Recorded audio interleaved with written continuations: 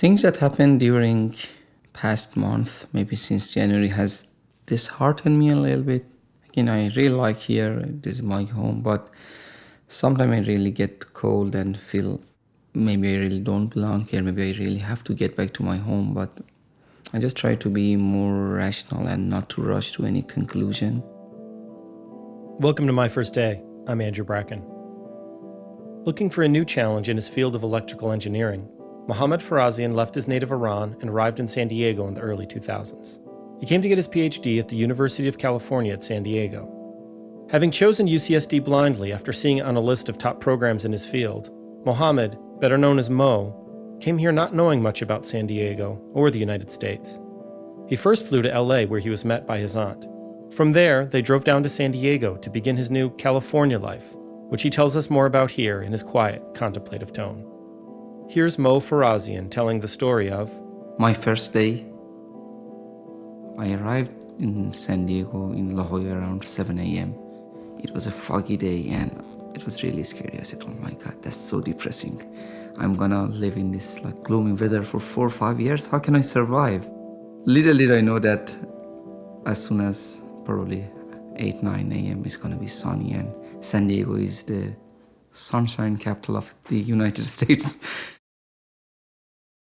I arrived a little bit late. I missed the orientation. I had to catch up with everything just to enroll for classes, meet my advisor. And one more important thing was to find a place to live. Any person I talked to or any vacancy I found while I was in Iran were gone because of my late arrival. So we spent a good portion of that day just finding a place to live. I found only one place. There's a family that they were subleasing one of their rooms. Their daughter went to UC Berkeley, so they had one available room. I met them at about 4 p.m. As soon as I walked there and they opened the door, I saw there were 6 cats and one huge shepherd dog, I guess. Actually, I heard the dog barking when we were walking in front of the house. It was a big challenge. I never lived with pets and so many in a tiny condo is a little bit overwhelming. I never experienced that, living with 6 cats and 1 dog under one roof. At the time I was growing up in Iran, it wasn't very common to have pets. So at the beginning I bailed. I said, no, I'll find another place, but I couldn't, so I had to come back. And they were really nice people. They said, you can stay here for a couple of days until you see if you can get along with this dog. The first morning that I woke up, everybody was gone. So I noticed, oh my God, I'm gonna walk out of the door and there's a big dog outside and I don't know what to do. I had one bad memory when I was a kid. I guess I was playing around the home and I was chased by a bunch of stray dogs. And it was one of the security guards or somebody walking there and found me, a 3-4-year-old boy that is just chased by dogs, and he just rescued me. I have that bad image or memory from childhood that the dogs were chasing me and they were going to catch me, and I don't know what would have happened if the security guard was not around. That stayed with me for years. I tried to be cool. I walked out and went to kitchen and the dog followed me to the kitchen. I started to have my breakfast and he was just looking at me, gazing at me, and I felt maybe I should feed him. He's hungry or wants something, and I fed him some bread and he liked it. And I kept repeating that and he was taking that bread. So it went on for a couple of days. And one day I was talking to Joni. I said, well, I've been feeding Chance some bread in the morning when I'm having my breakfast. Is it fine? And she said, no, it's not good for his stomach, so you should feed him some treat. And they gave me the doggy treat. And so the feeding continued, but different food. And over time, within a couple of days, actually, we made a good friendship. And that was very interesting that I could get along with that. I remember the day that I was leaving their house, I was moving to another place. I was really sad that I won't see the dog, or I told them I'm going to come here and see the sea chance, and they said, okay, sure, come over. And I went a couple of times. So that was an interesting thing about the first day or first couple of days in San Diego. At beginning, I was missing my home and I was homesick. So I started to have some dreams that I suddenly left and went to Iran. And in the middle of dream, I was seeing myself in our home in Tehran and suddenly realizing that I didn't inform my PhD advisor at school or my friends that I'm leaving or I'm not there. And it was scaring me that I left in the middle of what I came for, which was doing my PhD, and it was really a scary dream. So first time that I woke up from this dream, I was shocked and was trying to realize where I am. And after I figured out, okay, it was just a dream, it didn't materialize, I said it was a relief. Slowly, the nightmare subsided, and Mo began adjusting to his new life. When I arrived in San Diego, I found it a cozy town, and like when I say San Diego particularly, La Jolla and UCSC campus, I found it very peaceful, very cozy, and like a nice village. It was interesting to see like students coming to school on flip-flop or shorts, and back home at school we used to be more formal, especially professors. So that was interesting. I never saw that before.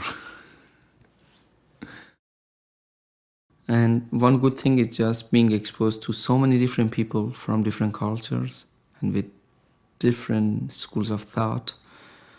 That has taught me a lot of things, and this is one difference between my life there and here. I lived here for 14 years and I have job and I have my home here. So San Diego is definitely like a home to me, and I found this city very welcoming. So San Diego is a home to me. But I was born and raised in Tehran, and a significant part of my life, youth, was spent there. And more importantly, my immediate family lives there. And one more thing is that I think that's a city where I fell in love, and my wife is still there. I'm waiting for her to join me.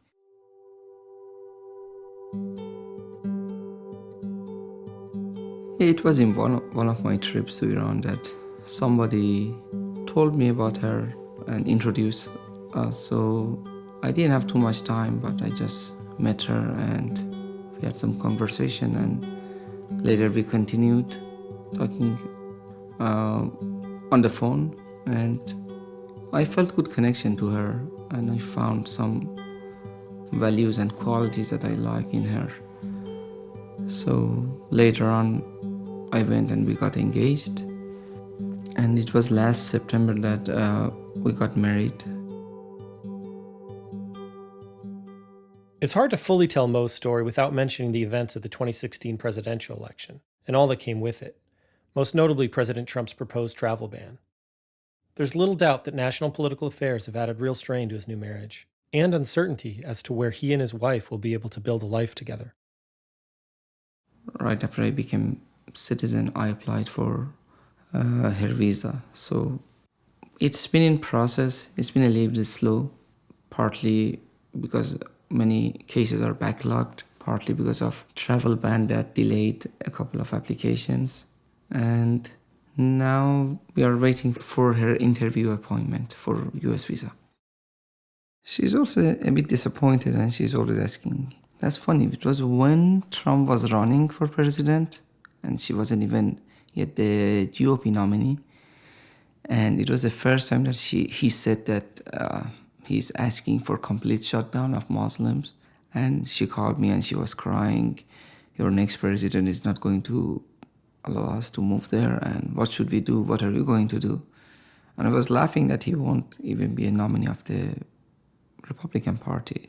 Forget about president. But I don't know, she had a sense And this has affected our application because as a result of that, many people had to reapply for their visa and their visas were revoked.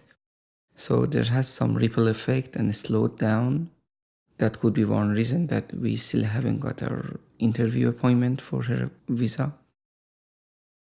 Things that happened during past month, maybe since January, has disheartened me a little bit.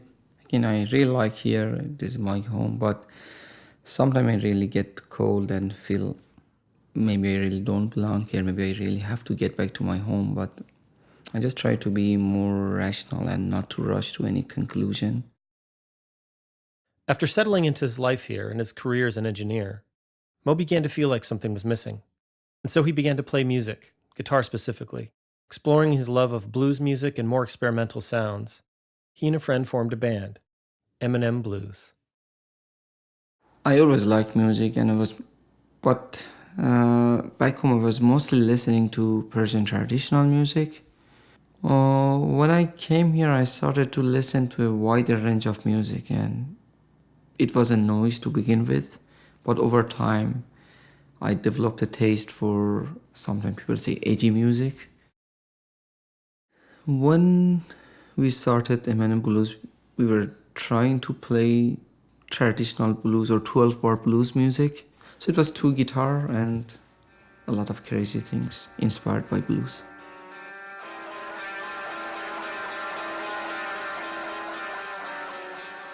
It was a very good experience. I don't think I would have done it when I was in Iran. After being asked to be the opening act of an experimental guitar show at a local club called Soda Bar, Mo talks about M&M Blues' first show outside of their UCSD bubble, as well as what music adds to his life. So it was a very good turnout. Soda Bar was full. I never saw so many people at Soda Bar. And it was a little bit, it was the stage anxiety. I never played outside UCSD and it was in like sort of an external venue or a real venue. And everybody was looking and I was worried, oh my God, what if I mess up? And they dimmed the light so I couldn't see like the notes that we had. And I asked, can you turn up the lights? I need some light to read. I look at music or the time I spend on it as something spiritual. It fills a lot of gaps, I guess, in life, and then it energizes me. I'm proud of all those adventures. And how does Mo feel about dogs now? Oh, I really like dogs now. So in my last trip to Toronto, I was staying with a friend and he has a big dog. So one friend was traveling, so I was taking care of that dog. And I like it, so one day I may get a pet. Thanks a lot for joining us on My First Day. To hear more, you can subscribe at Apple Podcasts, NPR One, or whatever app you like. If you enjoy the show, a review is always a big help to us. You can also find us online at kpbs.org/myfirstday. If you have a first day story you'd like to share, please do. You can reach us at 619-363-5032. That's 619-363-5032. We have a little voicemail line there. You can also email us at myfirstdaystories@gmail.com. My name is Andrew Bracken. My First Day was produced by me for AB Squared Creative Group. Music by Chris Curtis, with a little help from M&M Blues. Support for this program comes from the KPBS Explore Local Content Fund, supporting new ideas and programs for San Diego. From KPBS, Melanie Drogseth is Programming Coordinator, Nate John is Innovation Specialist, Jill Linder is Programming Manager, and John Decker is Director of Programming. Thanks again for listening. See you next time.